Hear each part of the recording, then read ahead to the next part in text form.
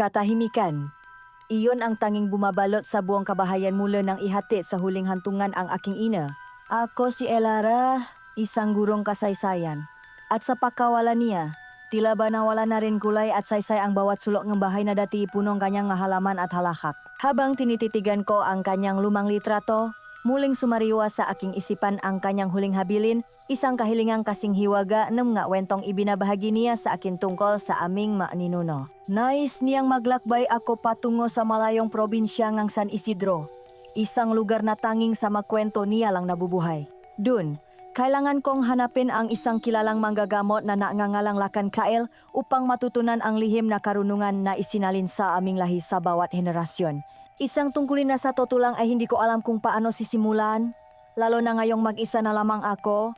Biglang bumukas ang pinto ng aking kwarto at pumasok si Sofia, ang aking matalik na kaibigan. Dala niya ang paborito naming kape at sa isang iglap, nabawasan ang bigat na aking dinadala. Hindi tulad ko na may nahon, si Sofia ay parang isang ipo-ipo ng kasiyahan at enerhiya. Ano na ang plano mo, bestie? Tanong niya habang umupo sa tabi ko. Hindi ka pwedeng makulong na lang dito magpakailanman. Sa pagitan ng pagigop sa mainit na kape, ikinuwento ko sa kanya ang tungkol sa bili ni nanay. Ang paglalakbay sa San Isidro, ang paghahanap kay Lakan Kael, at ang pag-aral ng lihim na kaalaman. Inaasahan kong tatawanan niya ako o sasabihing nababalif na ako, ngunit sa halip, nanlaki ang kanyang mga mata sa tuwa. Wow, isang adventure! Sa isang malayong probinsya, sama ako. Mabilis niyang sabi, kailangan mong kasama, Elara. At isa pa, malay mo, may magwapong magsasaka pala dun. Kahit sa gitna ng aking pagluluksa, hindi ko napigilang mapangiti sa kanyang kalokohan. Alam kong higit pa sa paghahanap ng nobyo, gusto lang talaga niya akong samahan at damayan. At sa pagkakataong iyon ang pinakakailangan ko. Sa mga sumunod na araw, nagsimula kaming mag-ampake. Habang inilalagay ko sa bag ang malumang kasulatan at kwaderno ni nanay, si Sofia naman ay abala sa pagpili ng kanyang madamit na pang-aura. Magkaiba man ang aming madahilan at nararamdaman, isa ang aming patutunguhan. Isang paglalakbay na hindi namin alam kung ano ang nahihintay. Isang misteryo na nakabalot sa pangalan ng San Isidro at sa katauhan ng isang taong kilala lamang bilang si Lakan Kael. Maga pa lamang ay naroon na kami sa terminal ng bus. Ngunit tila ba huli na ang lahat.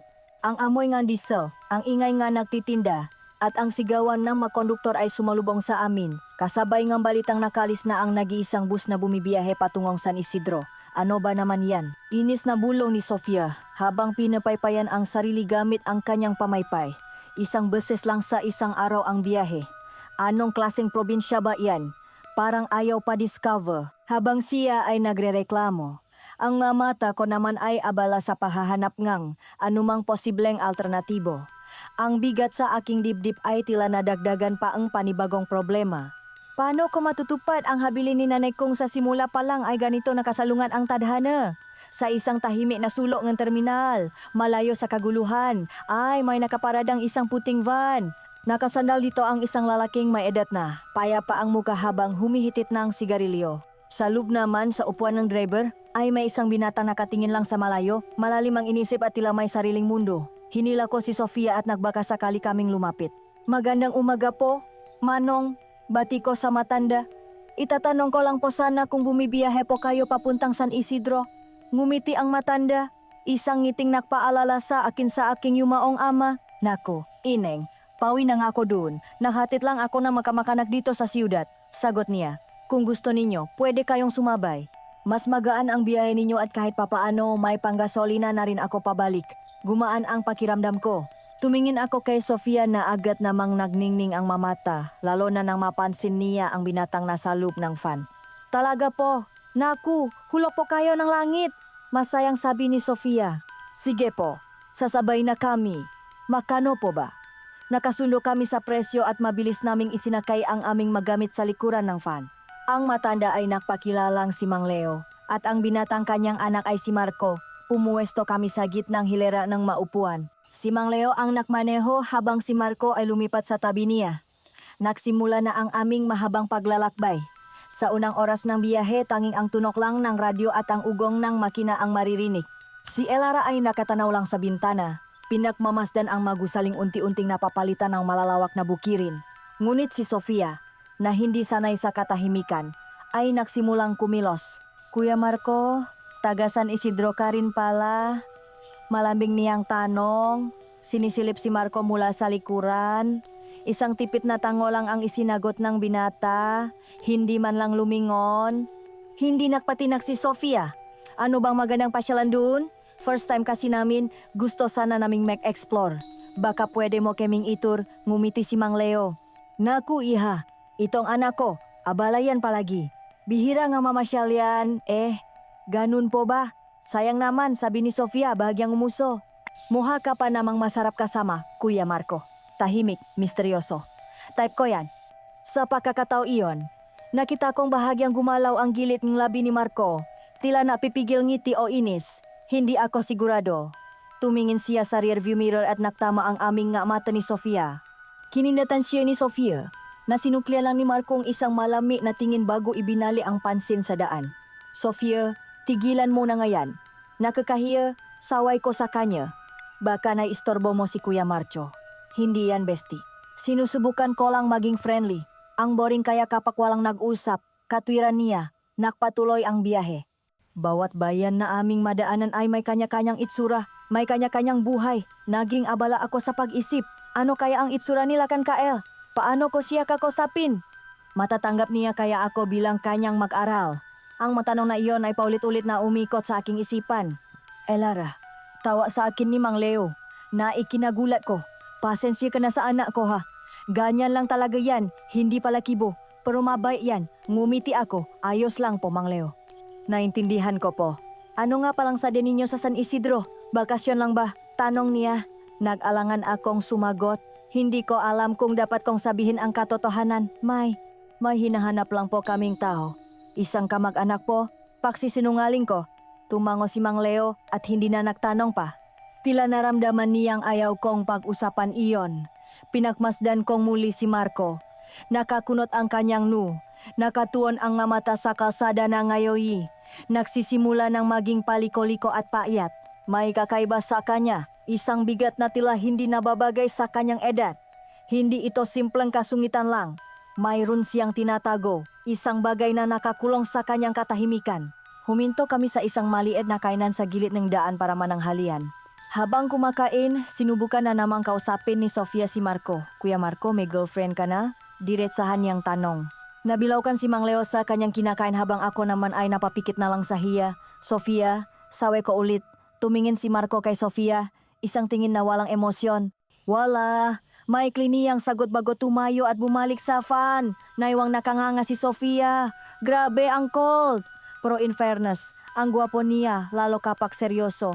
Bulong niya sa akin. Napailing na lang ako. Pagkatapos ng ilang oras pa, habang papalubo na ang araw at ginintuan ang kulay ng mapalayan, naramdaman ko ang pagbabago sa hangin, naging mas malami, mas sariwa. Alam kong malapit na kami. Ang tahimik na paglalakbay, ang paulit-ulit na pagsubo ni Sofia na basagin ang yelo sa pagitan nila ni Marco. At ang masari-saring tanawin na aming nadaanan ay naksilbing paunang kabanata na aming pakikipagsapalaran. Hindi ko pa alam. Ngunit ang dalawang lalaking kasama namin sa fan na ito, ang magili na ama at ang misteryosong anak, ay magiging mas malaking bahagi ng aking kwento kaysa sa inaasahan ko. Sila ang magiging susi sa mga pintong hindi ko pa alam na kailangan kong buksan. Ilang oras na ang lumipas mula nang lisanin namin ang huling kabihasan.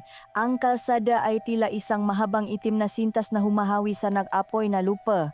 Sa makabilang gilid, walang katapusang matuyong damuhan at mga puno na tila sumuko na sa tindi ng sikat ng araw. Ang init sa loob ng fan ay halos hindi na kaya ng aircon at ang bawat isa sa amin ay tila niluluto sa sariling pawis. Si Sofia ay kanina pa nahihimbing, pagod na siguro sa walang saysay na pagpapapansin kay Marco. Si Mang Leo naman ay ipinasa na ang manibela sa kanyang anak at ngayon ay payapang natutulog sa tabi nito. Tanging ako na lang at si Marco ang gising. Mula sa aking kinaupuan, pinagmamasdan ko ang kanyang nga mata sa rearview mirror. Nakatuon ito sa daan, ngunit mayroon itong lalim na parang dagat, kalmado sa ibabaw pero puno nga lihim sa ilalim. Sa kalagitnaan na aking pagmumuni-muni, sa gitna ng tila walang katapusang daan, may natanaw akong isang tuldok sa malayo. Habang papalapit kami, unti-unti itong nakahugis, 3 tao. Nakatayo sa ilalim ng nakakapasong sikat ng araw, walang masilungan. Isang babae na may hawak na sira-sirang payong. Pilit na pinoprotektahan ang isang maliit na bata.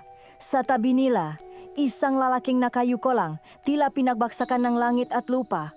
Marco, sandali. Hindi ko napigilang sabi. May mga tao. Itigil mo ang sasakyan.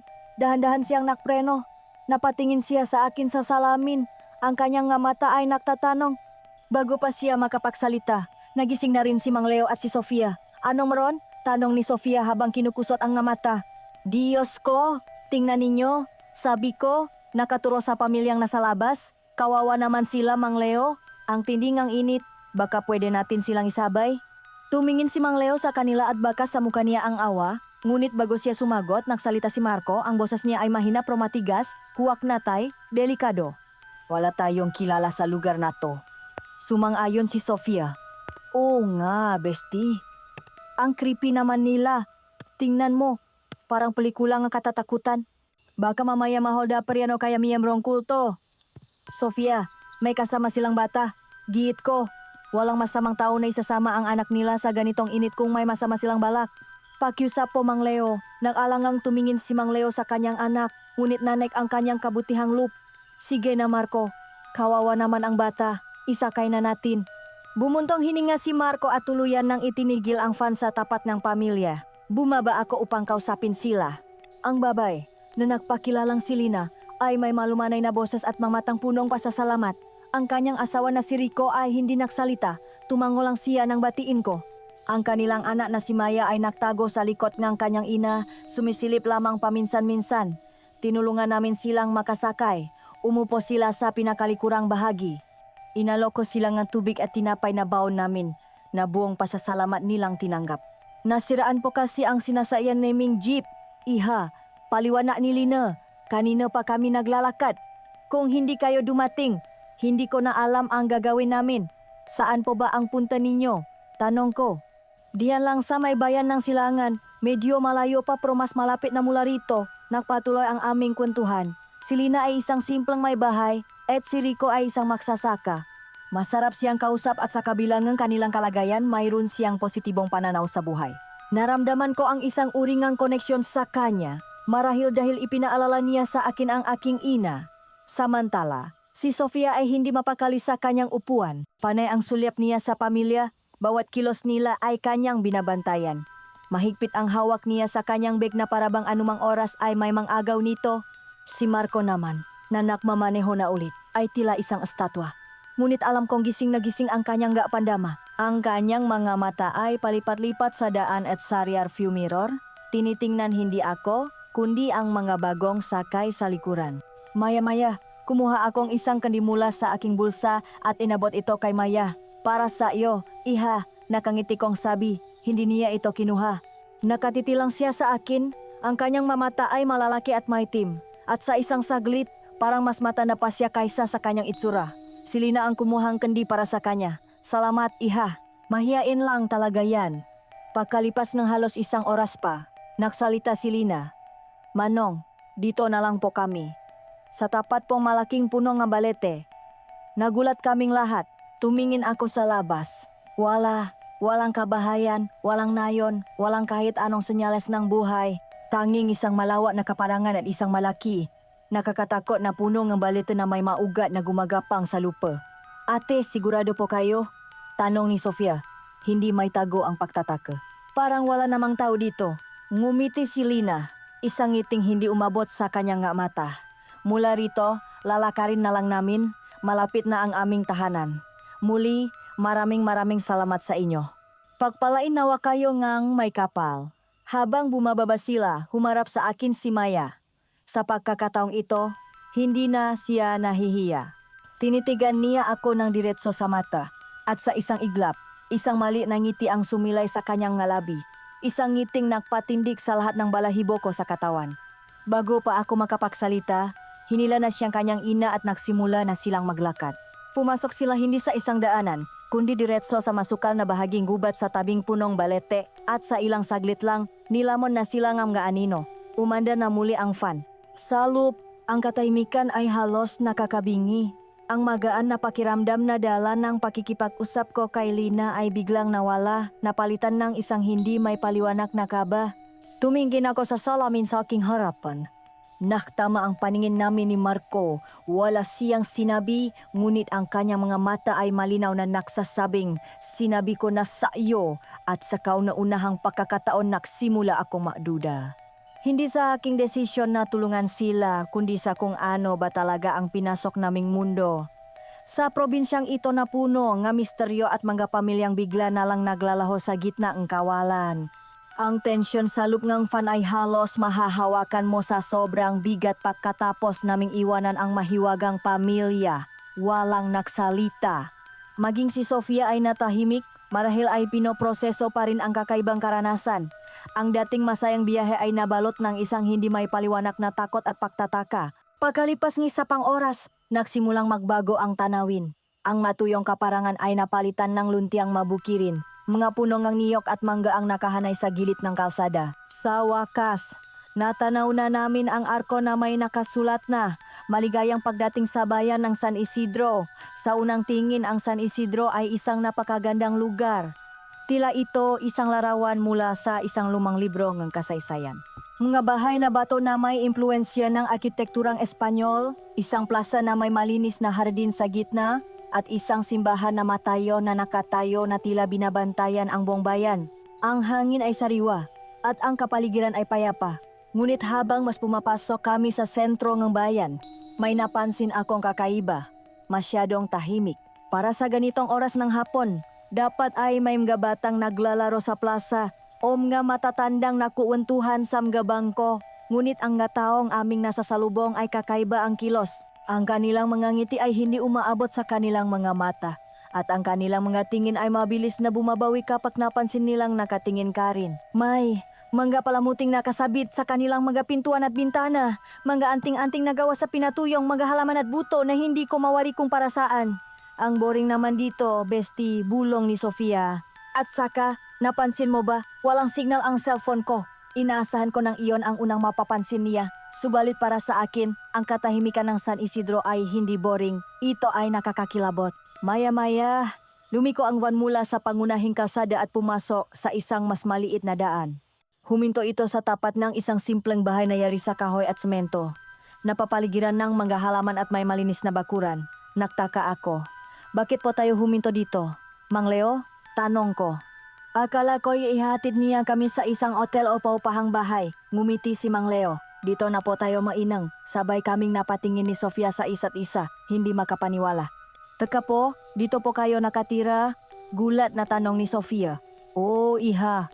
Pasensya na kayo. Ito lang ang munting tahanan namin, sabi ni Mang Leo. Wala kasing gaanong disenteng tuluyan dito sa San Isidro. Kung meron man, hindi ninyo magugustuhan.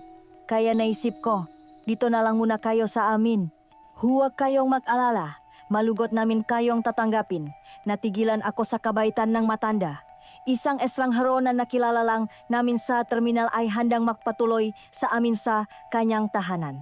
Naku Mang Leo, nakakahiya naman po, sabi ko. Huwag ninyong isipin yan. Ituring niyo na lang akong parang tatay ninyo habang narito kayo. Sagot niya habang sinisimulang ibaba ang aming magamit. Tinulungan na rin siya ni Marco na nanatiling walang imik. Habang inaayos namin ang mabag, nakaroon na ako ng lakas ng loob na sabihin ang aming pakay. Mang Leo, kaya po talaga kami naparito ay para hanapin ang isang tao. Silakan ka Elpo. Kilala niyo po ba siya? Sa pagbanggit ko pa lang ang pangalan, biglang nabago ang anyo ni Mang Leo. Ang kanyang mainit na ngiti ay bahagyang nawala at napalitan ng isang seryosong ekspresyon. Maging si Marco na abala sa pagbubuhat ay napatigil at napatingin sa akin. Silakan ka El, ulit ni Mang Leo, tila maingat sa pagbikas ng pangalan. Oh, kilala siyang lahat dito sa San Isidro. Bakit ninyo siya hinahanap? May mahalaga po kaming sadya sa kanya. Siya poro ay isang mahusay na manggagamot paliwanag ko. Tumango si Mang Leo. Mahusay. Yan ang tamang salita. Marami na siyang natulungan. Marami na siyang napagaling na sakit na sinukuan ng mga doktor. Huminga siya ng malalim. Ngunit siya rin ay makapangyarihan, Elara. Ang salita niya ang batas dito. Ang matao ay gumagalang sa kanya, Ngunit ito ay paggalang na may kasamang takot. Kaya mag-iingat kayo. Ang masalita niya ay naiwan ng isang malamig na pakiramdam sa aking dibdib. Ang taong ipinahanap sa akin ni Nana ay hindi lang pala isang simpleng albularyo. Wow! Singit ni Sofia. Mukhang sikat na kontrabida sa pelikula yang Lakan KL na yan Sinamaan ko siya ng tingin. Pumasok kami sa loob ng bahay. Kabaliktaran ng nakakatakot na aurang bayan. Ang tahanan ni Mang Leo ay simple, malinis at puno init. Dinala niya kami sa isang silid sa dulong ng pasilyo. Dito muna kayo sa kwarto ni Marco, sabi niya. Malinis yan at comfortable naman. Pumasok kami sa loop. Ang silid ay mayos, halatang inaalagaan. May mga libro tungkol sa agrikultura at kasaysayan sa isang estante, ilang malumang medalya mula sa high school at isang simpleng kama. Malinaw na silid ito ng isang lalaki. Kwarto po ni Kuya Marco? Tanong ni Sofia. Ang boses ay may halong pagkadismaya at pagtataka. Hindi na ba siya dito umuwi? Umiling si Mang Leo. Hindi na madalas. Doon na siya halos nakatira sa sambahan ni Lakan KL. Isa siya sa matagasunod at katulong nga Lakan. Parang bombang sumabo ang balitang iyon sa aking pandini. Si Marco, ang tahimik at misteryosong anak ni Mang Leo, ay direktang konektado sa taong pakay ko. Kaya pala, ganun na lang ang reaksyon niya kanina nang banggitin ko ang pangalan. Kaya pala ayaw niya kaming isa kay noong una. At kaya pala ayaw niyang tumulong sa pamilya sa gitna ang daan. Marahil ay may alam siya na hindi namin alam. Naiwan kaming dalawa ni Sofia sa silid. Agad niyang nilibot ang kwarto. Binubuklat ang nga libro at tinitingnan ang nga gamit ni Marco na parabang sinusubukang buuin ang pagkatao nito mula sa mga bagay na naiwan niya. Sayang, bestie, mukhang taken na nilakan KL ang puso niya. Biro ni Sofia, pero alam kong sinusubukan niya lang pagaanin ang mabigat na atmosfera. Ako naman ay lumapit sa bintana. Mula roon, tanaw ko ang kabuuan ng bayan ng San Isidro. Ang papalubok na araw ay nagbibigay ng kulay kahel na liwanag. Ngunit ang maanino na nililikha nito ay mahahaba at tila may sariling buhay. Narito na ako. Nakahanap ako ng masasakyan. Nakahanap ako ng matutuluyan. Ngunit kasabay ng pagdating ko ay ang unti-anting paglalahat ng makatotohan ng mas komplikado pa kaysa sa inaasahan ko. Ang San Isidro ay hindi lang isang simpleng probinsya. At si Lakan KL ay hindi lang isang simpleng manggagamot. At si Marco, siya ang pinakamalaking misteryo sa lahat. Kinabukasan, bago pa man tumilawak ang manok, gising na ang aking diwa. Ang kaba sa aking dibdib ay tila isang tambol na walang tigil sa pagpukpok. Ngayon ang araw na haharapin ko si Lakan KL. Si Sofia ay nagpumilit na sumama, ngunit matigas ang naging pagtutol ni Marco. Ako lang ang maghahatid sa kanya, sabi niya. Ang boses ay hindi tumatanggap ng anumang pagtutol. Hindi para sa iyo ang lugar na iyon. Bago kami umalis, humarap sa akin si Marco. Ang kanyang mamata ay seryoso. At sa unang pagkakataon, nakita ko ang bakas ng pag-aalala sa maito. Makinig ka, Elara, Ania. Pagdating natin doon, huwag kang hihiwalay sa akin. Huwag kang titingin ng diretso sa mata ng kahit sino. At higit sa lahat, huwag kang magsasalita maliban na lang kung kinakausap ka niya. Ang magababala niya ay parang malamig na tubig na ibinuhos sa akin, lalong nagpatindi sa aking kaba. Tumango lang ako, hindi na natanong pa. Ang sambahan ni Lakan KL ay nasa paanan ng isang burol, medyo malayo sa sentro ng bayan.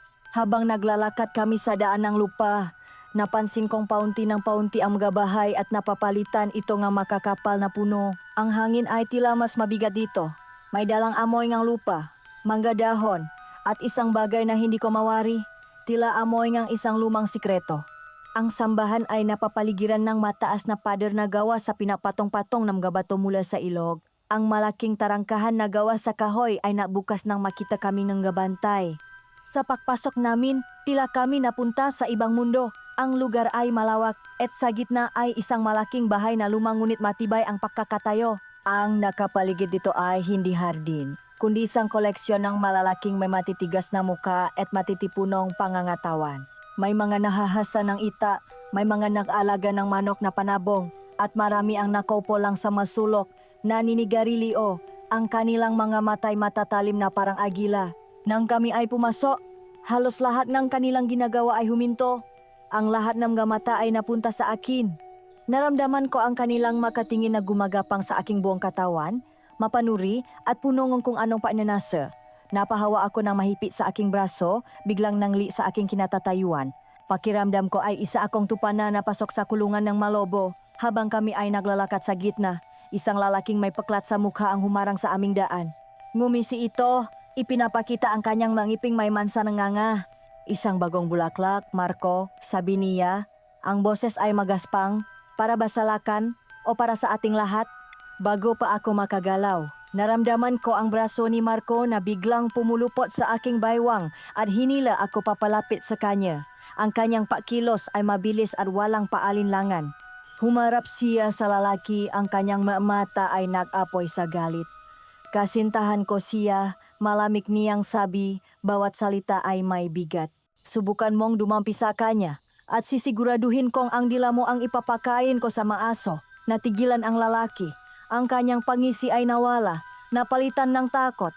Mabilis itong umatras at nagbigay daan. Natulala ako sa ginawa ni Marco. Ang init ng kanyang katawan at ang higpit ng kanyang pagkakahawa ay nabigay sa akin ng kakaibang pakiramdam ng kaligtasan sa gitnang panganib.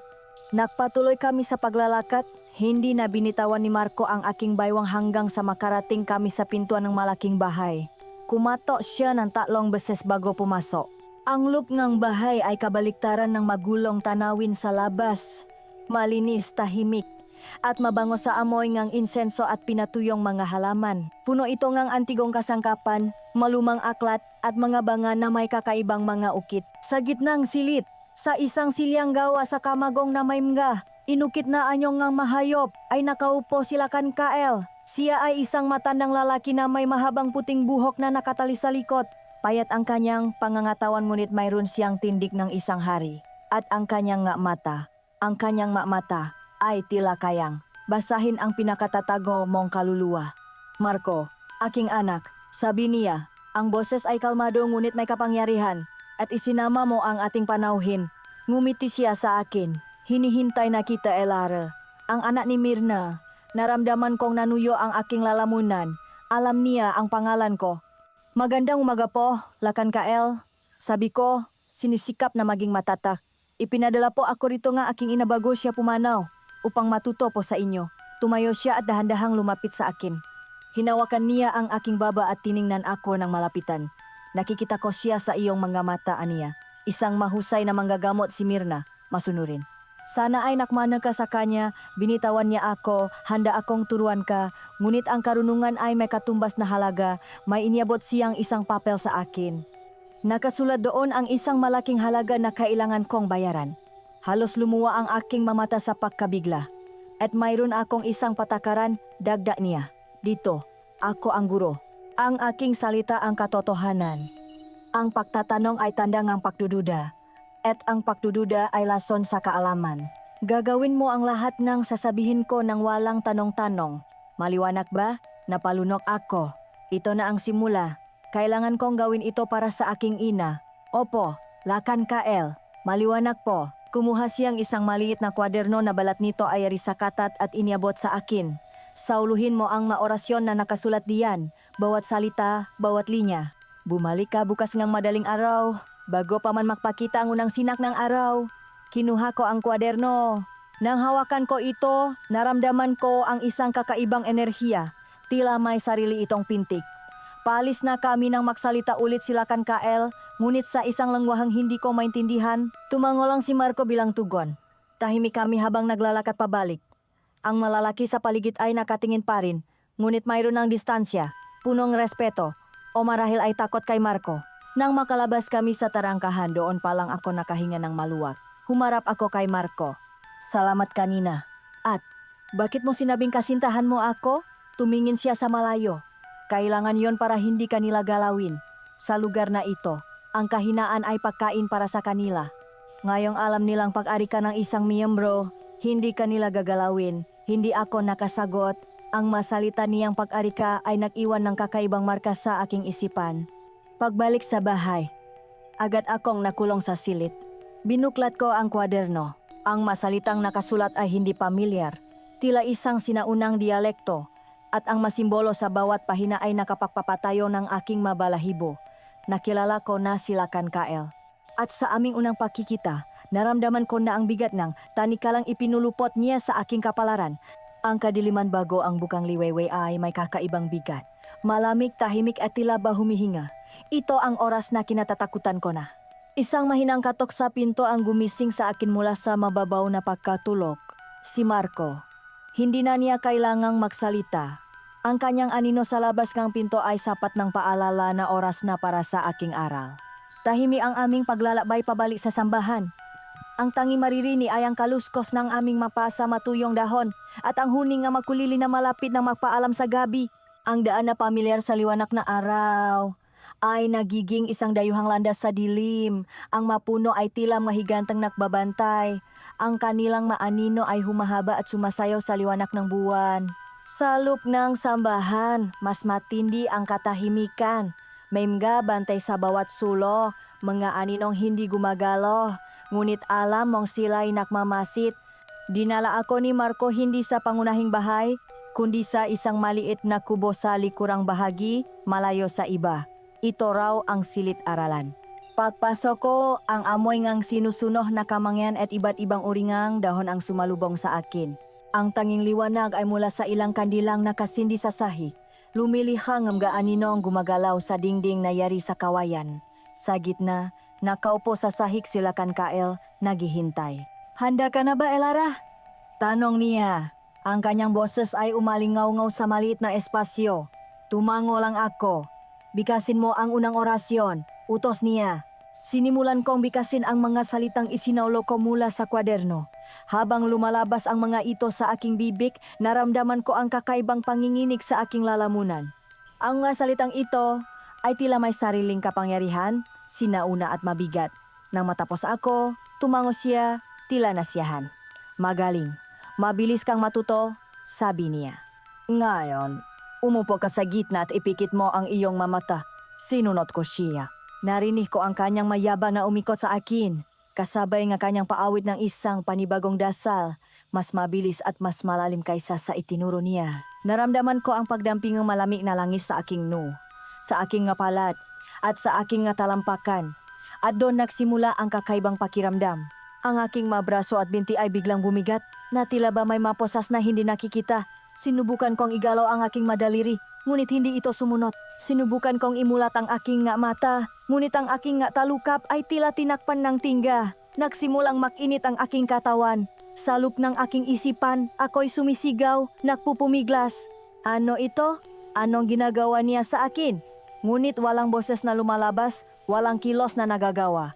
Ako ay isang bilanggo sa sarili kong katawan. At sa kasukdulan ng kanyang pag-awit, naramdaman ko ito. Isang pahila.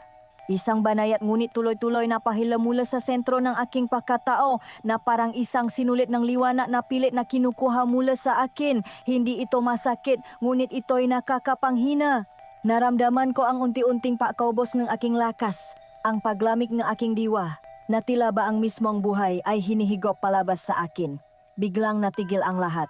Ang pagawit, ang bigat, ang pagila. Sa isang iglap, bumalik ang kontrol ko sa aking katawan. Bumaksa ako pasulong, humahabol sa aking hininga, basang-basa ang malamig na pawis. Ang aking makalamnan ay nanghihina at ang aking ulo ay umikot. Tapos na tayo sa araw na ito, sabi nila kan Kael. Ang kanyang boses ay kalmado na parabang walang nangyari. Bumalik ka bukas. Dinaluhan ako ni Marco. Inalalayan akong tumayo. Walang emosyon ang kanyang mukha, ngunit naramdaman ko ang higpit ng kanyang pagkakahawak. Isang suporta na tahimik niyang ibinibigay. Pabalik sa bahay, tulo pa si Sofia. Dumiretso ako sa kama at bumaksa na parang isang basahan. Ang sumisikat na araw sa labas ay tila isang pangungutya sa kadilimang bumalot sa aking kaluluwa. Ang masumunot na araw ay naging isang paulit-ulit na bangungot. Gigising sa dilim, maglalakat sa nakakatakot na daan, haharap sa ritual na unti-unting umubos sa akin, at babalik sa bahay na wala ng natitirang lakas. Nagaroon ng may itim na bilog sa ilalim ng aking mamata. Nawalan akong gana sa pagkain at ang dating sigla sa aking pagkatao ay napalitan ng isang malalim na pagod. Napapansin ito ni Mang Leo, ngunit tanging matingin lang na puno ngang awa ang kaya niyang ibigay. Habang ako ay mistulang isang halaman na unti-unting nalalanta, si Sofia naman ay namumukatkat. Dahil halos buong araw akong tulok, natuto siyang libangin ang kanyang sarili. Ginalugat niya ang bukirin sa likod ng bahay ni Mang Leo. At doon niya nakilala ng husto si Daniel, ang binatang magsasaka na katulong nila. Si Daniel ay kabaliktaran ng lahat ng lalaki sa sambahan. Siya ay mahiyain, magalang, at may ngiting kasing sinserong lupang kanyang sinasaka. Naging magaan ang loob nila sa isa't isa. Si Sofia, sa kanyang pagiging palabiro at agresibo, ang laging nangunguna sa kanilang usapan. Hoy, Daniel, sigaw ni Sofia isang hapon, habang si Daniel ay abala sa pagtatanim. Turuan mo nga ako niyan, mukhang masaya yan. Ang resulta ay isang Sofia na mas maraming putik sa mukha kaysa sa naitanim na buto at isang Daniel na hindi makandaw gaga sa pagtawa at pagpapakalma sa kanya. Madalas ko silang nakikita mula sa bintana ng aking silid. Nakahabulan sa pilapil, nagbabahagi na ng sariwang buko sa ilalim ng puno niyog o simpleng nakukwentuhan habang pinapanot ang paglubok ng araw. Ang kanilang matawa ay umabot hanggang sa aking kwarto. Isang tunog na parehong nagbibigay sa aking ang konting saya at matinding inggit.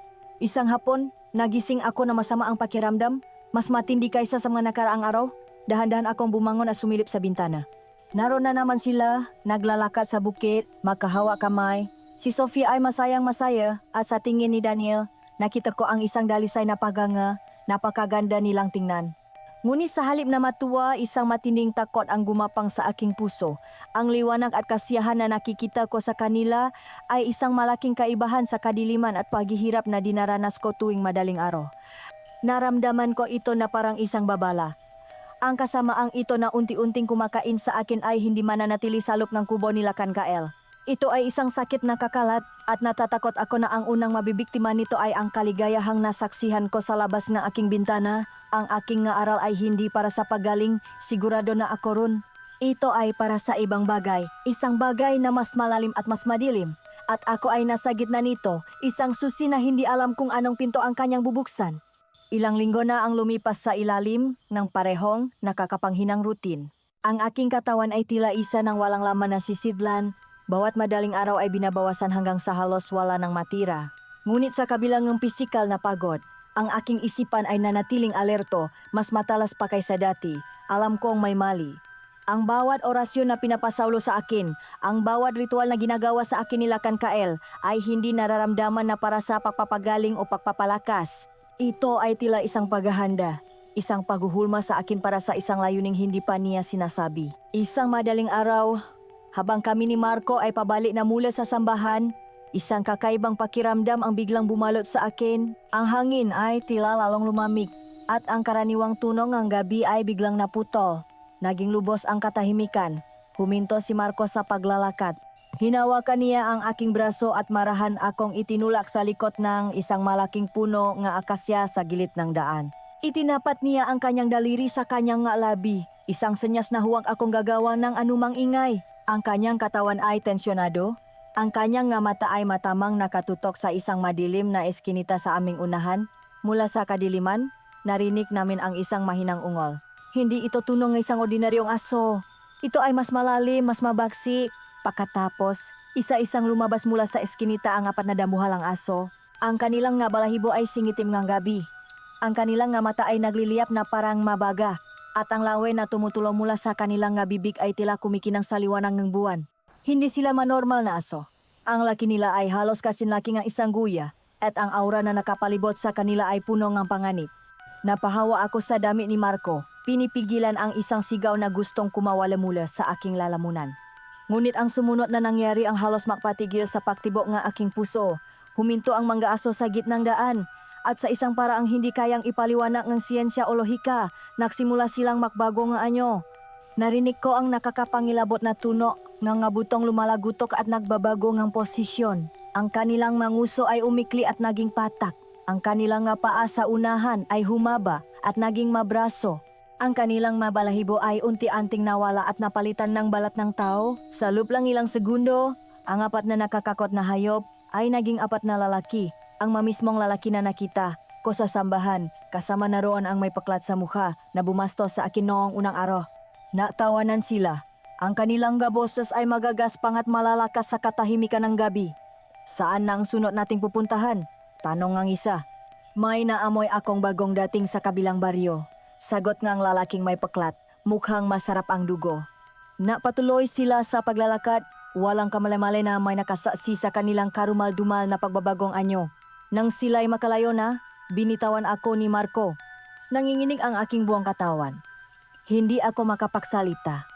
Ang maimahe ay paulit-ulit na naglalaro sa aking isipan ang nagliliyap na mga mata. Ang lumalagutok na magabuto ang pakbabago. Hinila ko ni Marco, malayo sa lugar na iyon, pabalik sa bahay. Hindi kami pumasok sa loob.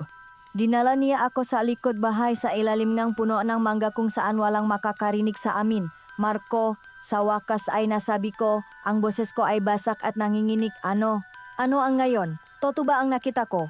Tumingin siya sa akin. Ang kanyang nga mata ay puno ng isang emosyon na ngayon ko lang nakita isang pinahalong awa at bigat ng loob. Aswang, sabi niya. At ang salitang iyon ay tila isang sumpa na binitawan sa hangin. Ang manakita mo ay maaswang. Naporong ako. Hindi totoo yan. Gawa-gawa lang yan sa mga kwentong pambata. Impossible. Nakita mong sarili mong nga mata, Lara. Mariin niyang sabi. Maniniwala ka ba sa nakita mo? O sa gusto mo lang paniwalaan? Huminga siya ng malalim, tila nakahanda na sabihin ang isang katotohanan ng matagal na niyang itinatago. Ang San Isidro ay hindi isang ordinaryong bayan. Ito ang kanilang teritoryo at sila kan Kael. Hindi lang siya isang manggagamot, siya ang kanilang pinuno. Siya ang nakokontrol sa kanila. Halos hindi ko naproseso ang kanyang masinasabi. Ang utak ko, nasanay sa mga katotohanang nakasulat sa libro ng kasaysayan, ay hindi matanggap ang ganitong kababalagan. Paano? Bakit? Ang kapangyarihan nila kan Kael ang napapanatili ng kayusan dito. Kinakatakutan siya ng mga tao dahil alam nilang kaya niyang pakawalan ang mga aswang na yan anumang oras. Ngunit sinusunod din nila siya dahil pinoprotektahan niya raw sila mula sa mga ito. Isang baluktot na uring ang kapayapaan. Siya ang lumika nga halimaw at siya rin ang nag-alok ng panangga. Tinitigan ko siya, ang kanyang pagiging disipulo, ang kanyang paninilbihan kay Lakan Kael. At ikaw, isa ka rin ba sa kanila? Umiling si Marco at sa unang pagkakataon, nakita ko ang pait sa kanyang mamata. Naroon ako para bantayan siya, para alamin ang hangganan ng kanyang kapangyarihan. Para sa ibang dahilan, natahimik ako. Ang lahat ay unti-unting nakakaunay-ugnay. Ang kakaibang ikinikilos ng mga tao sa bayan. Ang maanting-anting sa kanilang nga bahay. Ang bigat na atmosfera. Ang maaral na ipinapagawa sa akin. Ang pagigop sa aking lakas. Ang maaral bulong ko, para saan ang maito? Hindi ko alam ang kabuuan ng kanyang plano, pag-amin ni Marco. Ngunit sigurado ako sa isang bagay. May kinalaman ito sa lahi mo, Elara.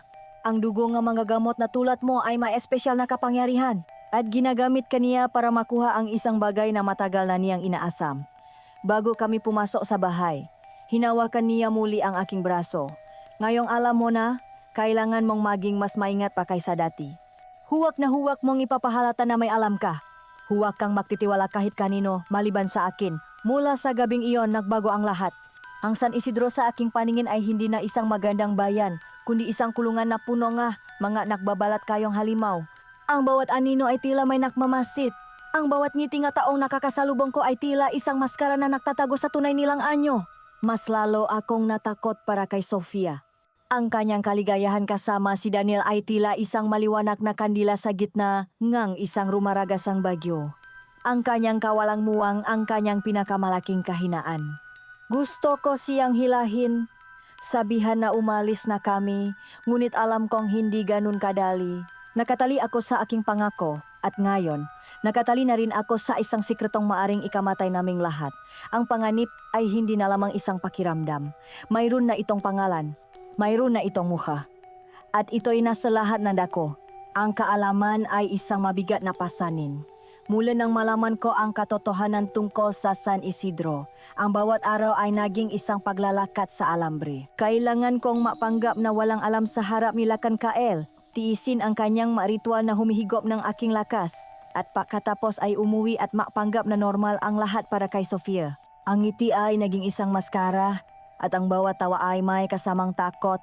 Isang umaga, pagbalik ko mula sa sambahan, naramdaman ko agad ang kaibahan. Ang bahay ay sobrang tahimik.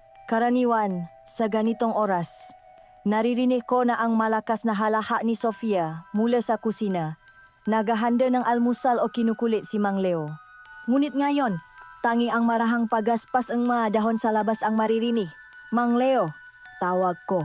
Lumabas siya mula sa kanyang silid. Bakas sa kanyang muha ang pag-alala. Elara, nakita mo ba si Sofia? Umiling ako. Hindi po. Akala ko po ay narito lang siya. Hindi po ba't maaga pa silang umalis ni Daniel para manguha nga gulay? Oo nga, sabi ni Mang Leo. Ngunit kanina pa dapat sila bumalik para mag-almusal. Hindi naman ganon katagal ang ginagawa nila. Sa simula, sinubukan naming huwag mag-isip ng masama. Baka naman nag-usap lang ng matagal. Sabi ko, sinusubukang kumbinsihin ang aking sarili. Alam niyo naman po ang dalawang yon. Ngumiti si Mang Leo, ngunit isang pilit na ngiti, marahil nga. Ngunit lumipas ang tanghalian. Ang pagkain na inihanda ni Mang Leo ay hindi namin nagalaw. Ang upuan ni Sofia ay bakante, isang tahimik na paalala ng kanyang pakawala. Ang kaba sa aking dibdib ay nagsimulang maging isang buhol na hindi ko na makalak. Sinubukan kong tawagan ang kanyang telepono, paulit-ulit, kahit alam kong walang saysay dahil walang signal sa lugar na ito. Lumabas ako ng bahay, nilibot ang buong bukirin. Sofia, sigaw ko, ang boses ko ay nanginginig. Daniel, ngunit ang tanging sumagot sa akin ay ang hangin. Ang mataniman na dati ay lugar ng kanilang tawanan at harutan ay ngayon tila isang malungkot at walang buhay na tanawin. Dumating ang hapon at kasabay ng pakbaba ng araw ay ang pagtaas ng aming pagkabahala. Hindi na ito simpleng pag-alala. Ito ay takot. Si Sofia ay maingay at makulit, ngunit hindi siya kailanman alis nang hindi nagpapaalam. At si Daniel ay isang responsableng binata. Kailangan na nating hanapin sila, sabi ni Mang Leo. Ang kanyang boses ay puno ng determinasyon. Pupuntahan natin ang bayan. Sumama ako sa kanya. Naglakad kami patungo sa plaza. Nagbabaka sakaling may makakita sa kanila. Ngunit ang bawat taong aming tinanong ay tila may pare-parehong sagot. Isang mabilis na iling, isang pasensya na, hindi namin sila nakita. At isang mabilis na pakiwas ng tingin. Tila ba may isang hindi nakasulat na batas sa San Isidro na bawal makialam sa buhay ng iba? O marahil, takot silang madamay sa kung anuman ang nangyayari. Ang kanilang pananahimik ay mas nakakatakot pa kaysa sa isang direktang paktanggi. Habang papalapit ang dilim, lalong lumalakas ang tibok ng aking puso. Ang bawat aninong puno ay tila isang nakabang na halimaw. Ang bawat kaluskos sa paligid ay napapatindig ng aking mambalahibo. Alam ko kung ano ang lumalabas sa San Isidro pagsapit ng gabi. At ang kaalamang iyon ay unti-unting dumudurok sa aking pag-asa. Pagod at bigo kaming bumalik sa bahay. Ang katahimikan sa loop ay mas mabigat pa kaysa dati. Umupo ako sa sala, nakatulala sa kawalan. Ang aking isipan ay isang magulong bagyo nga paano kung napahamak na sila? Paano kung hindi na sila babalik? At ang pinakamasakit sa lahat, paano kung kasalanan ko ang lahat na ito? Sakto namang bumukas ang pinto at pumasok si Marco, galing siya sa sambahan. Kitang-kita niya agad ang panlalambot sa mukha ng kanyang ama at ang bakas ng mga luha sa aking nga mata. Tay, anong nangyari? Tanong niya. Si Sofia at si Daniel, anak, malungkot na, sabi ni Mang Leo. Hindi pa sila umuwi mula kaninang umaga. Tumingin sa akin si Marco. Sa isang iglap, ang lahat ng pagtitimpi ko ay gumuho. Tumayo ako at hinarap siya. Ang aking boses ay isang pinahalong galit, takot, at pagsusumamo. Silakan ka, El, sabi ko. Nanginginig ang aking mga labi. Alam kong siya ang may kinalaman dito. Marco, kinuha niya sila, hindi ba? Ginagamit niya sila para sa akin. Hindi siya sumagot, ngunit ang kanyang pananahimik ay isang malinaw na pakumpirma. Ang kanyang mapanga ay nagtiim at ang kanyang makamao ay naikuyom sa kanyang gilid. Sinabi ko sa iyo na mag-ingat ka. Mahina niyang sabi, ngunit ang bawat salita ay tumusok sa akin na parang isang punyal. Mag-ingat? Halos pasigaw kong sabi, paano ako mag-ingat, Marco? Paano ko poprotektahan ang kaibigan ko sa isang lugar na punong mahalimaw na hindi ko naman alam na nag-e-exist pala? Si Sofia, ang tanging kasalanan niya ay ang maging masaya. Ang maging kaibigan ko, napapo ako sa sahig, hindi na kinaya na aking matuhot ang bigat na aking nararamdaman. Humagulgol ako, hindi dahil sa takot, kundi dahil sa matinding guilt. Ako ang nagdala sa kanya rito. Ang misyon ko ang naglagay sa kanya sa panganib.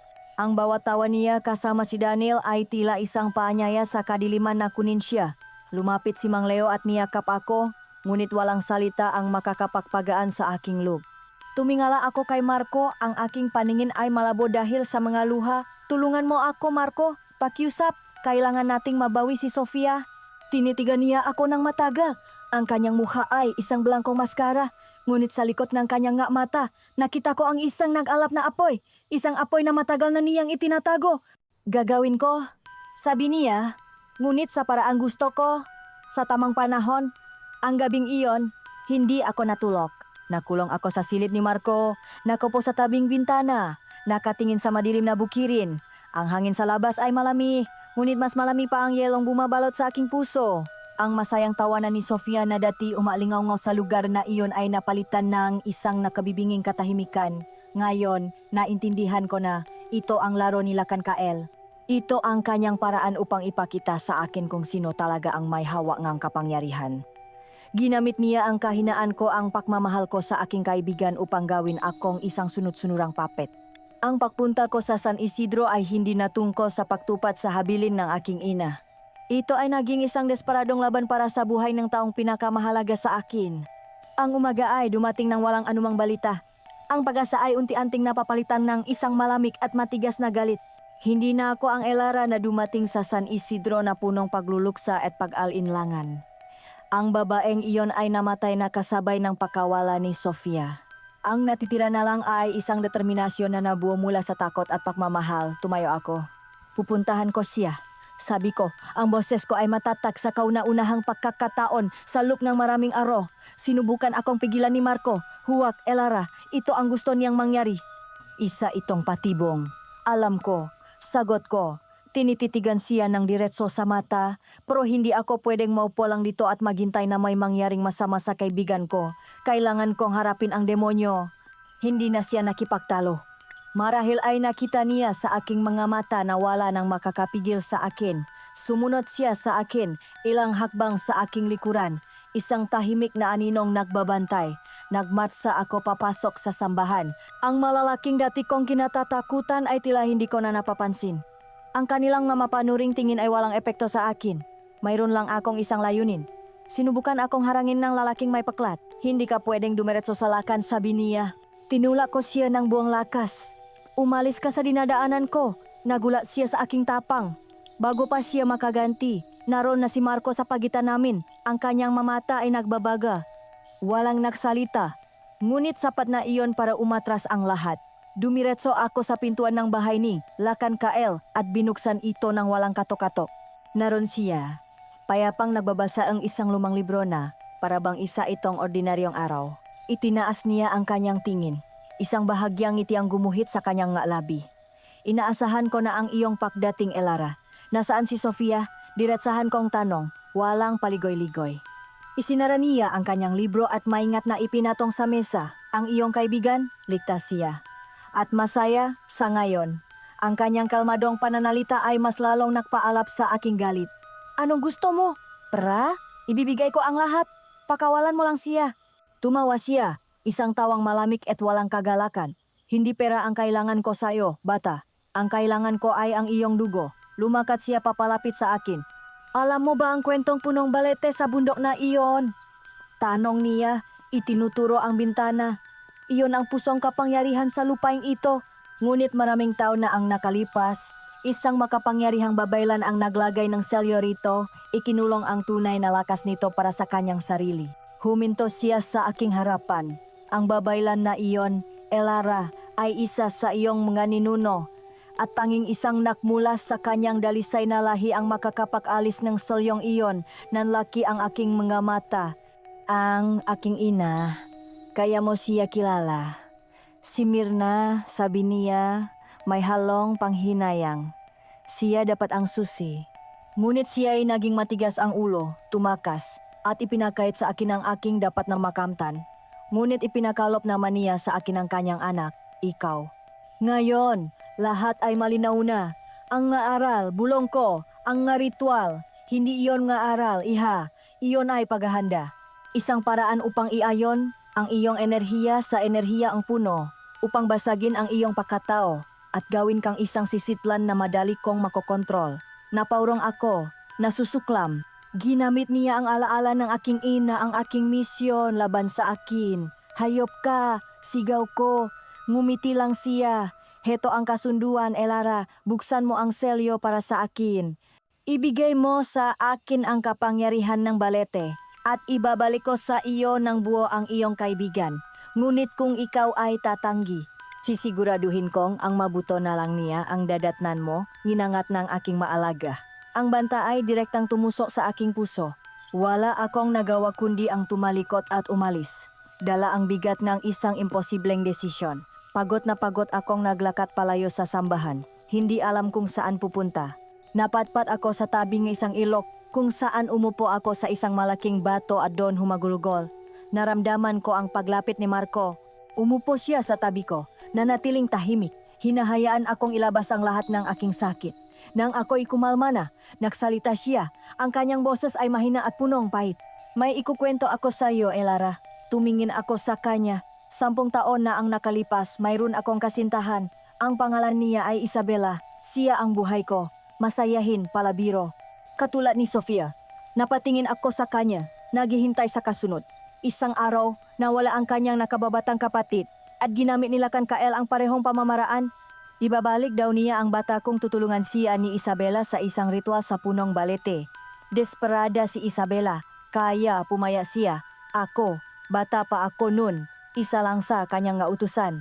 Wala akong nagawa para pigilan siya. Nakita ko ang sakit sa kanyang mga mata, isang sakit na sariwa pa rin kahit 10 taon na ang lumipas. Sumama ako sa kanila sa bundok, ngunit may nangyaring mali, masyadong malakas ang kapangyarihan ng puno. Hindi ito kinaya ni Isabela. Sa harap mismo ng aking mata, Elara, nakita ko kung paano unti-anting hinigop ng puno ang kanyang buhay hanggang sa wala nang natira, at ang kanyang kapatid. Hindi na ito kailanman bumalik, napatakip ako sa aking bibig, nanginginig sa takot, ang kwento niya. Ito ang hinaharap ko. Ito ang mangyayari sa amin ni Sofia. Simula nun, pagpapatuloy niya. Ipinangako ko sa aking sarili na maghihiganti ako. Nanatili ako sa kanyang tabi, nagpanggap na tapat, inaral ang kanyang ngagalaw. Hinintay ang tamang panahon para pabagsakin siya. Huminga siya ng malalim, isang hiningang punong bigat ng isang dekada. Tumingin siya sa akin. Ang kanyang mata isang madilim na balon ng pagdurusa at galit. Alam mo ba kung ano ang pinakamasakit sa lahat, Elara? Tanong niya. Ang kanyang boses ay basak. Ang halimaw na pumatay sa babaeng pinakamamahal ko, ang demonyong silakan Kael. Siya ang tunay kong ama. Natigilan ako. Ang hangin ay tila tumigil sa pag-ihip. Ang lahat ng ingay sa paligid ay nawala. Ang huling pirasong ang palaisipan ay nalagay na sa lugar.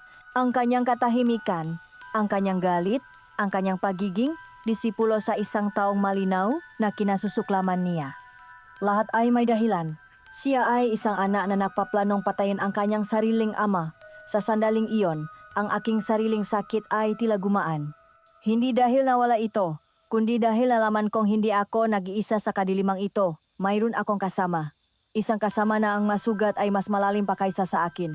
Tumingin ako sa kanya at sa gitna ng aming pinagsamang pagdurusa, isang bagong uri nga ugnayan ang nabuo. Hindi na kami basta makakilala. Kami ay dalawang biktima ng parehong halimaw, itinaling ang isang trahedya at nakakaisa sa isang layunin, ang paghiganti. At sa pagbagsak ng dilim sa San Isidro, isang malit na pag-asa ang nagsimulang sumibol. Ang revelasyon ni Marco ay parang isang kidlat na humati sa madilim na gabi. Sa isang iglap, ang lahat ng piraso ng palaisipan ay nakabit-kabit, bumubuo ng isang larawan ng trahedya, pagtataksil, at isang galit na inalagaan sa loop ng 10 taon. Ang bigat na aking nararamdaman ay hindi nawala. Ngunit ngayon, alam kong hindi ko na ito pinapasa ng maisa. Tumingala ako mula sa aking pagkakaupo sa lupa at tinitigan siya. Wala na ang Marco na maylap at tahimik. Ang nasa harapan ko ngayon ay isang lalaking nasugatan, ngunit sa kanyang mata ay may apoy.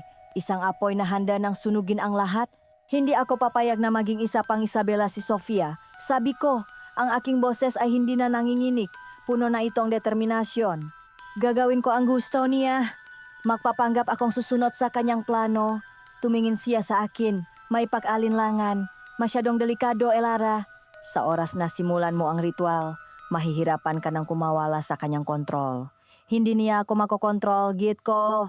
Gagamitin ko ang lahat ng itinuro niya laban sa kanya. Gagamitin ko ang koneksyon na pilit niyang binubuo sa pagitan ko at ng puno para sa sarili kong layunin. Nakita niya ang determinasyon sa aking mukha. Sa wakas, tumango siya. Kung iyan ang desisyon mo, kung gayon, wala na tayong urungan. Sa masumunod na oras, sa ilalim ng maputlang liwanag ng buwan, binuo namin ang aming plano. Inilahat ni Marco ang lahat ng kanyang nalalaman. Ang nga ruta nga bantay, ang eksaktong lokasyon ng puno nga balete, ang nga posibleng mangyari sa oras ng ritual. Ako naman, sinabi ko sa kanya ang tungkol sa mga orasyon, sa kakaibang enerhiya na nararamdaman ko, at sa pakiramdam na tila may kumakausap sa akin sa tuwing ginagawa ang ritual. Isang tinit na hindi kay Lakan Kael. Nakpasya kaming sasabayan ko ang gusto ni Lakan Kael. Magkukunwari akong takot at sunod-sunuran. Sa araw ng ritual, habang ang lahat ng atensyon ay nasa akin at sa puno, si Marco naman ay kikilos. Mayroon daw siyang lihim na inihahanda, isang bagay na maaring makapagpahina kay Lakan Kael, ngunit kailangan niya ng sapat na pagkakataon para may sagawa ito. Iyon ang magiging papel ko, ang bigyan siya ang pagkakataong iyon. Gabi na nang bumalik si Marco sa sambahan upang hindi siya paginalaan. Naiwan akong mag-isa sa bahay kasama si Mang Leo na natutulog na ng mahimbing. Hindi ako mapakali. Kinuha ko ang mga lumang talaarawan ng aking ina. Umaasang may makikita akong kahit anong kasagutan, isang dasal, isang babala, kahit ano. Habang binabasa ko ang mga pamilya na sulat kamay ni nanay, isang mahinang kaluskos mula sa likod bahay ang napatigil sa akin. Agad akong kinabahan. Kumuha akong isang matigas na pirasong kahoy at dahan-dahang sumilip sa bintana ng kusina. Sa liwanag ng buwan, nakita ko sila, tatlong anino na nakatayo sa gitna ng bakuran. Si Lina, ang kanyang asawang si Rico at ang maliit nilang anak na si Maya. Napatakip ako sa aking bibig upang pigilan ang isang tili, mga aswang. Nasa bakuran ko sila. Ngunit hindi sila gumagalaw na parang maninila. Sila ay nakatayo lang doon, payapa tila naghihintay. Naktama ang aming mamata ni Lina. Itinaas niya ang kanyang kamay, isang senyas ng kapayapaan. Huwag kang matakot, Elara. Ang kanyang boses ay tila isang bulong sa hangin, ngunit malinaw na umabot sa aking pandinig. Narito kami para tumulong. Dalaing isang hindi may paliwanag na puwersa, binuksan ko ang pinto sa likod. Pumasok sila ng walang ingay. Paano? Paano ninyo nalaman? Tanong ko. Nararamdaman namin ang iyong pangamba, sagot ni Lina. At nararamdaman namin ang nalalapit na panganib. Ang ginagawa ni Lakan Kael ay hindi lang makakaapekto sa mga tao, kundi pati na rin sa aming makauri. Mga aswang, sabi ko, hindi bilang isang akusasyon, kundi bilang isang paglilinaw, tumango si Lina. Oh, ngunit hindi lahat sa amin ay masama, Elara. Mayroon sa aming pinipiling mamuhay ng tahimik, malayo sa gulo. Ang problema, ang puno ng balete ang nakisang lagusan sa pagitan ng aming mundo at ang sa inyo. Doon, sa maliit na kusina ni Mang Leo, inilahat ni Lina ang isang katotohanang mas nakakakilabot pa kaysa sa mga halimaw na nakita ko. Ang puno ng balete ay hindi isang bukal ng kapangyarihan. Ito ay isang pintuan, isang bilangguan. Maraming panahon na ang nakalipas. Kwento ni Lina, ang lagusan ay bukas. Ang matulad namin ay malayang nakakatawid. Ngunit may mga kauri kaming sakim at malupit. Nagasiksila ang lagim sa inyong mundo. Dahil doon, ang iyong ninuno, ang pinakamakapangyarihang babaylan, ay nagsagawa ng isang ritual. Ginamit niya ang puno bilang isang angkla upang isara ang pintuan at ikulong ang mapinakamalulupit na aswang sa aming mundo, kaya ang selyo, bulong ko. Hindi nito ikinukulong ang kapangyarihan, pagpapatuloy ni Lina. Ito ang nagpapanatiling sarado sa bilangguan. Si Lakan Kael, sa kanyang pagiging sakim sa kapangyarihan, ay mali ang pagkakaintindi sa mga sinaunang kasulatan. Akala niya ay makakamit siyang walang hanggang lakas. Ang hindi niya alam, siya ay nililinlang masasamang espiritu na nais makalaya. Sa oras na masira ang selyo, hindi siya magiging hari. Siya ang magiging unang-unang handog sa kanilang piging. Isang malamig na takot ang gumapang sa aking buong katawan. Ang plano namin ni Marco ay hindi sapat. Ang nakataya pala ay hindi lang ang buhay ni Sofia, kundi ang kapalaran ng buong San Isidro at marahil ang buong mundo. Tila nabasa ni Lina ang aking iniisip. May kinuha siya mula sa kanyang bulsa.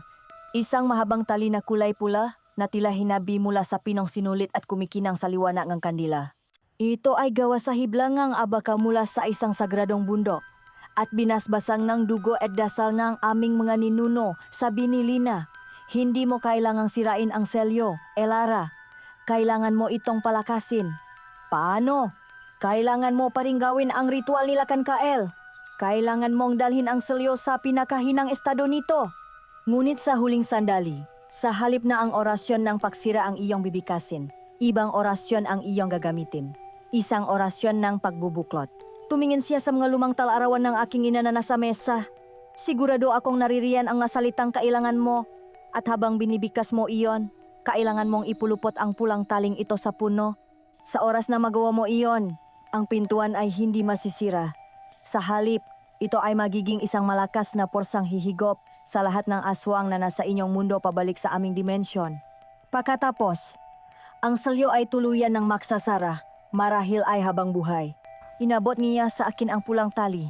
Ito ay malambot ngunit matibay at may kakaibang init na nakmumula rito. Tutulungan ka namin, sabi ni Rico sa kauna-unahang pakakataon. Ang kanyang boses ay hindi niya ginagamit, ngunit ito ay malinaw na umalingaw-ngaw sa loob ng aking isipan. Gagawa kaming gulo para malito ang nga bantay. Bibigyan ka namin ng pakakataon. Pagkatapos nun, sila'y umalis na. Naglahong parang bula sa kadiliman ng gabi. Naiwan akong mag-isa. Hawak ang pulang tali sa aking makamay. Wala na ang takot at pag-alinlangan. Napalitan itong isang malinaw at mabigat na tungkulin. Hindi na ito simpleng paghihiganti. Ito na ay isang laban para sa kaligtasan ng lahat. Kailangan kong mahanap si Marco. Kailangan naming baguhin ang plano. Ang entablado para sa huling pagtatanghal ay nakahanda na. Ang gabing gambilok na buwan ay dumating. Ang hangin ay mabigat at tila may dalang babala. Bawat yabak namin paayat sa bundok ay parang isang hakbang patungo sa tiyak na kamatayan. Silakan Kael ay nasa unahan, ang kanyang tindig ay parang sa isang general na patungo sa kanyang pinakamalaking tagumpay. Kasunod niya ako, at sa aking likuran ay si Marco, at ang dalawa sa pinakakatiwala ang alagad ng kanyang ama. Sa aking bulsa, nakatago ang pulang tali. Ang bigat nito ay kapwa isang pangako at isang pasanin. Pagdating namin sa isang malawa na dawa sa tuktok ng bundok, tumambat sa amin ang nakakatakot na punong balete. Mas malaki at mas sinauna ito kaysa sa aking inaasahan. Ang maugat nito ay parang mahiganteng ahas na gumagapang sa lupa, at ang magabaging na nakabitin sa magasanga nito ay tila mabuho ang isang matandang higante. Ngunit hindi ang puno ang nagpatigil sa aking pahinga. Sa gilid ng isang malalim na bangin, malapit sa puno, ay may dalawang katawang nakabitin, si Sofia at si Daniel. Sila ay may busal sa bibig at nakatali ang mga kamay at pa. Isang makapal na lubid lang ang nakapulupot sa kanilang mga katawan. Ang kabilang dulo ay hawa ng isa sa mga alagad ni Kael na may malaking ita sa kanyang baywang, handang putulin ito anumang oras. Sofia, hindi ko napigilang isigaw. Ang mamaflet na iya ni Sofia ang tanging sagot na aking narinig. Ang tanawin ay isang karayom na tumuso ng diretso sa aking puso. Napakagandang tanawin, hindi ba? Sabi nila kan Kael. Ang kanyang boses ay punong kagalakan. Ang iyong katapatan ay may katumbas na buhay. At ang iyong pagtataksil ay may katumbas na kamatayan. Ngayon, Elara, simulan mo na. Tuparin mo ang iyong tadhana. Ibigay mo sa akin ang aking gantimpala. Lumapit ako sa puno, nanginginig ang aking nga tuhod. Ang pulang tali sa aking bulsa ay tila nag-init. Ipinatong ko ang aking mapalat sa magaspang na balat ng puno. Isang malamig na enerhiya ang agat na gumapang sa aking mga braso. Isang enerhiyang pamilyar na sa akin. Sinimulan kong bikasin ang maorasyon na itinuro ni Kael. Ang nga salita ay dumaloy mula sa aking bibig na parang lason. Sa bawat salita, nararamdaman ko ang pagyaning ng lupa sa ilalim ng aking nga paa. Ang hangin ay nagsimulang umihip ng malakas. At isang nakakasilaw na berdeng liwanag ang nagsimulang mamumula sa loob ng puno. Nararamdaman ko ang pagina ng selyo na parang isang pintong kinakalawang na malapit ng bumigay. Sila kan Kael ay tumatawa na parang isang bali. Nakataas ang makamay sa langit. Ito na ang kapangyarihan.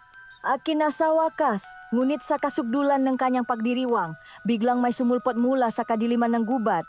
Tatlong nilalang, si Lina, Rico at Maya. Ngunit hindi sila nasa anyong tao. Sila'y mas malalaki. Ang kanilang mga mata ay nagliliyap sa galit at ang kanilang mga kuko ay mahahaba at matatalim. Sumugot sila na parang mga anino. Ang dalawang bantay ni Kael ay hindi nakapalat. Dinakma sila at inihagis na parang mabasahan. Naksimula ang kaguluhan. Ginamit ni Marco ang pagkakataon. Sinugot niya ang lalaking may hawa sa lubid ni Sofia at Daniel. Naglaban sila sa gilid mismong bangin. Ito na ang pagkakataon ko. Habang ang lahat ay abala, ibinahin ko ang aking ginagawa. Ang masalita ni Kael ay nawala sa aking isipan at pinalitan itong isang sinaunang dasal mula sa talaarawan ng aking ina. Ang masalita ay dalisay, punong liwanag at pagmamahal sa kalikasan. Sa ngalan ng maninunong nagbabantay, Sa kapangyarihan ng lupang ito, ang pintong ito ay hindi masisira, bakus ay lalong titibay. Isinasara ko ang daan. Kasabay ng pagbikas ko sa huling salita, inilabas ko ang pulang tali. Ginamit ko ang lahat ng natitira kong lakas at inihagis ito paikot sa puno. Sa oras na dumampi ang pulang tali sa balat ng balete, isang nakakabinging katahimikan ang pumalit sa kaguluhan. At pagkatapos, isang liwanag na mas nakakasilaw, pakaysa sa araw ang bumulak sa aming lahat. Ang berdeng ilaw kuno ay naging isang dalisay na puti at ang enerhiya ay bumaliktad. Sa halip na lumabas, ito ay nagsimulang humigop papasok. Isang malakas na vortex ang nabuo sa gitna ng puno. Ang hangin ay umuungol at lahat ng bagay na hindi nakakapit ay hinihila patungo sa liwanag. Ang nga alagat ni Kael na nakikipaglaban kinalina ay ang unang tinangay. Sumisigaw sila sa takot habang ang kanilang mga katawan ay hinihigop at naglalaho sa loob ng portal. Sila kan Kael ay napatingin sa nangyayari, ang kanyang muka ay puno ng hindi makapaniwalang takot. Hindi Mori, sigaw niya. Nilinlang akong espiritu, mga taksil. Natanto niya na hindi kapangyarihan ang kanyang bubuksan, kundi ang kanyang sariling libingan. Sinubukan niyang tumakbo, ngunit ang lakas ng vortex ay masyadong malakas. Dahan-dahan siyang hinihila pabalik sa kanyang huling desperadong kilos. Tumingin siya sa akin. Ang kanyang mata ay punong galit. Hindi ako mag-isang pupunta sa impyerno. Sigaw niya at sumugod. Siya patungo sa akin. Nais akong isama sa kanyang pagbagsak. Ngunit bago pa siya makalapit, hinarang siya ni Marco na nagtagumpay ng talunin ang huling bantay. Nagpang-abot ang mag-ama sa gilid ng portal. Traidor kang bata ka, sigaw ni Kael. Dapat ay matagal na kitang pinatay. Ngayon na ang pababayad mo sa lahat ng kasalanan mo, ama. Sagot ni Marco, tinulak niya ang kanyang ama ng buong lakas. Nawalan ng balanse sila kan Kael. Sa huling pagkakataon, tiningnan niya ang anak na kanyang nilikha at sinira. Isang tingin ng lubos na pagkamuhi. At pagkatapos, nilamon na siya ng puting liwanag. Ang kanyang masigaw ay naging isang mahinang aling-aungaw hanggang sa tuluyan ng maglaho. Sa pagkawalan ni Kael, unti-unting humina ang vortex. Ang nakakasilaw na liwanag ay dahan-dahang naglaho at ang pintuan sa puno ay nagsara. Ang tanging naiwan ay ang pulang tali na nagliwanag ng saglit bago nawalan ng kulay. Tila natupat na ang kanyang misyon. Isang nakabibinging katahimikan ang bumalot sa buong kagubatan. Bumaksa ako sa lupa, ubos na ubos ang lakas. Aga ako ninaluhan ni Marco. Sa kabilang dako, si Nelina na bumalik na sa anyong tao ay tinutulungang ibaba sina Sofia at Daniel. Nang makalaya, tumakbo si Sofia papalapit sa akin. Niyakap niya ako na mahigpit. Pareho kaming umiyak. Akala ko mamamatay na kami, Elara. Humahagulgol niyang sabi, Salamat. Niyakap ko siya pabalik. Tapos na, Sofia. Tapos na ang lahat. Sa ilalim ng tahimik na punong balete, sa gitna nga aninong gabi, ang aming ngaluha ang takot ay napalitan ng ngaluha ang tagumpay at kaligtasan. Bettered men kami at sugatan, kami ay buhay. At sa ngayon, iyon lang ang mahalaga. Ang liwanag ng umaga ay sumilay sa dawag, isang saksi sa katatapos pa lamang na bangungot. Ang hangin na datiri mabigat sa kasamaan ay ngayoy malinis at payapa. Ang punong malate ay muling naging isang ordinaryong puno. Ang tanging palatandaan ng nangyari ay ang pulang taling nakapulupot sa katawan nito na ngayon ay tila isa na lamang ordinaryong tela. Dahan-dahan kaming naglapitan sa isa't isa, makatawang pagod ngunit makaluluwang malaya. Si Sofia at Daniel, nakapwa may mapasa at galos, ay mahigpit na makayakap. Ang kanilang takot ay napalitan ng isang bagong tuklas na pag-ibigan. Si Marco ay nakatayo sa tabi ko at sa kauna-unahang pagkakataon, nakita ko ang isang tunay na kapayapaan sa kanyang mamata. Wala na ang aninong ang galit at paghihiganti. Malaya na rin siya. Lumapit sa amin si Nalina, Rico at Maya. Ang kanilang maanyo ay tila bahagyang nagliliwanag at kumukupas na parang isang imaheng hindi na kayang manatili ng matagal sa aming mundo. Ang selyo ay muling lumakas. Sabi ni Lina, ang kanyang boses ay may halong lungkot at pasasalamat. Hindi na kami maaring magtagal dito. Lumapit ako sa kanila. Maraming salamat. Kung hindi dahil sa inyo, iniligtas mo hindi lang ang iyong mga kaibigan, Elara, sabi ni Lina. Iniligtas mo ang balanse sa pagitan ng ating mundo. Ipinagpatuloy mo ang sinimulan ng iyong ninuno. Hinawakan ni Maya ang aking kamay. Ang kanyang palat ay malamig, ngunit ang kanyang ngiti ay mainit. Ikaw na ang bagong bantay, bulong niya sa aking isipan. Mula sa aming mundo, kami ang magbabantay. Mula sa inyong mundo, ikaw na ang bahala. Tumango ako, tinatanggap ang tungkuling hindi ko hinangat ngunit para sa akin ay tinakda. Makakaasa kayo, pangako ko, ngumiti si Lina. Sa huling pagkakataon, tiningnan nila kaming lahat, isang tingin ng pamamaalam, at sa isang kisap mata, sila'y naglaho na parang usok na hinipan ng hangin. Naiwan ang isang pakiramdam ng pasasalamat at isang matamis na lungkot. So, anong plano mo ngayon, mister? Pogi, tanong ni Sofia kay Daniel. Pinupunasan ang kanyang luha habang sinusubukang ngumiti. Ngayong nailigtas mo na ako, responsibilidad mo na akong pakasalan. Nagulat si Daniel, ngunit isang masayang ngiti ang sumilay sa kanyang mga labi. Ang kanilang kwento ay nagsisimula pa lamang. Tumingin ako kay Marco, hindi namin kailangan ng mga salita. Sa aming mamata, aming ibinahagi ang lahat, ang sakit, ang takot, ang tagumpay. Inabot niya ang aking kamay at pinisil ito ng mahigpit. Ang kanyang hawak ay isang pangako, isang simula. Ang aking paglalakbay sa San Isidro upang tuparin ang habilin ng aking ina ay nagtapos na. Ngunit isang bagong paglalakbay ang nagsimula, isang paglalakbay na kasama siya. Ang mataon ay lumipas na parang isang ihip langang hangin sa madahon ng balete. Ang kwentong iyon, na punong kababalagan at katapangan, ay naging isang alamat na ibinubulong na lang sa aming pamilya. Ako po ang apo ni Elara. Ang kwentong ito ay kwento ng aking lola at lolo. Si Lola Elara at Lolo Marco ay nanatili sa San Isidro. Itinalaga nila ang kanilang buhay bilang tagapagbantay ng puno at ng bayan. Sa kanilang pamamahalan, natapuan nila ang kapayapaang matagal nang ipinakait sa kanila. Sila ang nagturo sa akin ng lahat ng aking nalalaman tungkol sa lihim na karunungan ng aming lahi. Hindi bilang isang paraan para magkaroon ng kapangyarihan, kundi bilang isang responsibilidad para mapanatili ang balanse. Si Lola Sofia at Lolo Daniel naman matapos ang ilang taon ay nagpakasal at nagpasya na iwanan ang San Isidro. Nahanap silang isang bagong simula sa isang lugar na malayo sa mga anino nga nakaraan. Ngunit habang buhay nilang dinala sa kanilang puso ang alaala ng kanilang katapangan at ang pakakaibigang sinubo ang kadiliman. Ngayon, ako na ang nakatayo sa ilalim ng puno ang balete. Ang pulang tali na ipinulupot ng aking lola ay matagal nang naging abo, ngunit ang kapangyarihan ng selyo ay nananatiling matatag. Ang hangin ay payapa at ang bayan sa ibaba ay tahimik. Ngunit alam ko na ang kapayapaang ito ay hindi isang kasiguraduhan. Ito ay isang bagay na kailangang patuloy na bantayan. Ipinikit ko ang aking mamata at ipinato ang aking palat sa puno. Naramdaman ko ang mahinang pintig nito, isang sinaunang enerhiya na ngayon ay pamilyar na sa akin. Ito na ang aking tungkulin, ang aking mana, at ngayon ako na ang tagapagbantay. Ako na ang magpapatuloy sa kwento. Isang kwento na walang katapusan hanggat ang puno ng balete ay nananatiling nakatayo at ang maanino ay tahimik na naghihintay sa kanilang muling pagising.